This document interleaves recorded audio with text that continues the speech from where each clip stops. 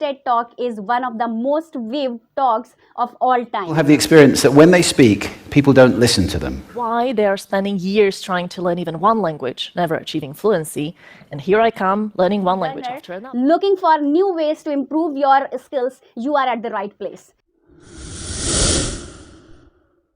Hey everyone, welcome back to my channel. If you are an English speaking learner looking for new ways to improve your skills, you are at the right place. Today I'm going to introduce you to 3 amazing TED Talks that are perfect for learning English. These talks are not only inspiring but also packed with valuable lessons that can help you enhance your language skills.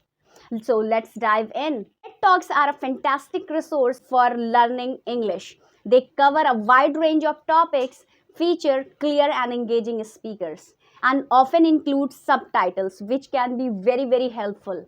Plus, they are interesting and informative, making learning English a lot of more fun. First up is the secret of learning a new language. This TED Talk is one of the most viewed talks of all time, and for good reasons. Lydia Makova discusses the importance of learning a new language. Her TED Talk is engaging and easy to follow, making it a great choice for English learners. So guys, as you watch, pay attention to her use of personal anecdotes and humor. These elements make her talk more relatable and easier to understand. Plus, her clear and articulate speaking style is ideal for practicing English. So, I'll show you that clip. Have Julian Treasure's talk. Now, how to speak so that people wants to listen you. So here Julian is a sound expert, and in this talk he shares practical tips on how to speak effectively and engage your audience. The human voice. It's the instrument we all play. It's the most powerful sound in the world, probably. It's the only one that can start a war or say, I love you. And yet many people have the experience that when they speak, people don't listen to them. Why is that? How can we speak powerfully to make change in the world? What I'd like to suggest, there are a number of habits that we need to move away from. I've assembled for your pleasure here 7 deadly sins of speaking. I'm not pretending this is an exhaustive list, but these 7 I think are pretty large. Habits that we can all fall into. First, gossip. Speaking ill of somebody who's not present. Not a nice habit, and we know perfectly well the person gossiping 5 minutes later will be gossiping about us. Second, judging. We know people who are like this in conversation, and it's very hard to listen to somebody if you know that you're being judged and found wanting at the same time. Third, negativity. You can fall into this. My mother, in the last years of her life, became very negative, and it's hard to listen. I remember one day I said to her, it's October the 1st today, and she said, I know, isn't it dreadful? It's hard to listen when somebody's that negative. And another form of negativity, complaining. Well, this is the national art of the UK. It's our national sport. We complain about the weather, about sport, about politics, about everything. But actually complaining is viral misery. It's not spreading sunshine and lightness in the world. Excuses. We've all met this guy. Maybe we've all been this guy. Some people have a blame thrower. They just pass it on to everybody else and don't take responsibility for their actions. And again, hard to listen to somebody who's being like that.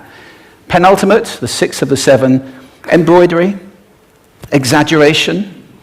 It demeans our language, actually, sometimes. For example, if I see something that really is awesome, what do I call it? And then, of course, this exaggeration becomes lying, out and out lying, and we don't want to listen to people we know are lying to us. And finally, dogmatism. The confusion of facts with opinions. When those 2 things get conflated, you're listening into the wind. You know, somebody is bombarding you with their opinions as if they were true. It's difficult to listen to that. So here they are. Fortunately, these things spell a word. The word is hail, and it has a great definition as well. I'm not talking about the stuff that falls from the sky and hits you on the head. I'm talking about this definition, to greet or acclaim enthusiastically, which is, I think, how our words will be received if we stand on these 4 things. So what do they stand for? See if you can guess. The H, honesty, of course. Being true in what you say, being straight and clear. The A is authenticity, just being yourself. A friend of mine described it as standing in your own truth, which I think is a lovely way to put it. The I is integrity, being your word, actually doing what you say, and being somebody people can trust. And the L is love. I don't mean romantic love, but I do mean wishing people well. For two reasons. First of all, I think absolute honesty. So Amy introduces the concept of power, posing, and how adopting certain body postures can influence our feelings and behavior. It's a fascinating talk that not only helps with English comprehensions but also provides practical tips for everyday life. So now here I'm going to show you a clip. Offering you a free, no-tech life hack. And all it requires of you is this, that you change your posture for 2 minutes. But before I give it away, I want to ask you to right now do a little audit of your body and what you're doing with your body. So how many of you are sort of making yourself smaller? Maybe you're hunching, crossing your legs, maybe wrapping your ankles. Sometimes we hold on to our arms like this. Sometimes we spread out. I see you. So I want you to pay attention to what you're doing right now. We're going to come back to that in a few minutes, and I'm hoping that if you sort of learn to tweak this a little bit, it could significantly change the way your life unfolds. So we're really fascinated with body language, and we're particularly interested in other people's body language. You know, we're interested in, like, you know, an awkward interaction, or a smile, or a contemptuous glance, or maybe a very awkward wink, or maybe even something like a handshake. Here they are arriving at number 10, and look at this lucky policeman gets to shake hands with the President of the United States. Oh, and here comes the Prime Minister of it. No.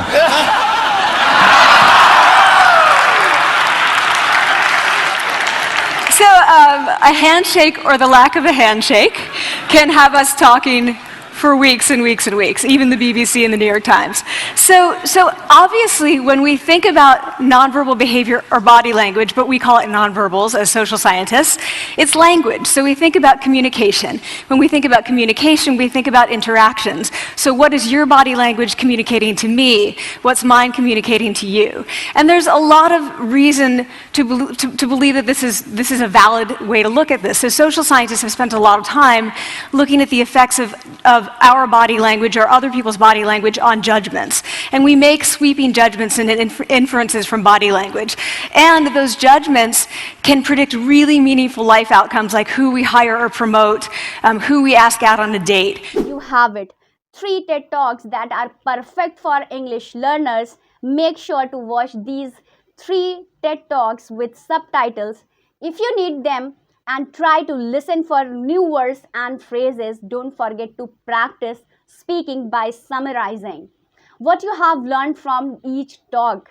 If you enjoyed this video, please give it a thumbs up and subscribe to my channel and hit the bell icon for notification on our latest content. So that's it for today's video. I'll see you in the next video. Thanks for watching and happy learning. Bye bye.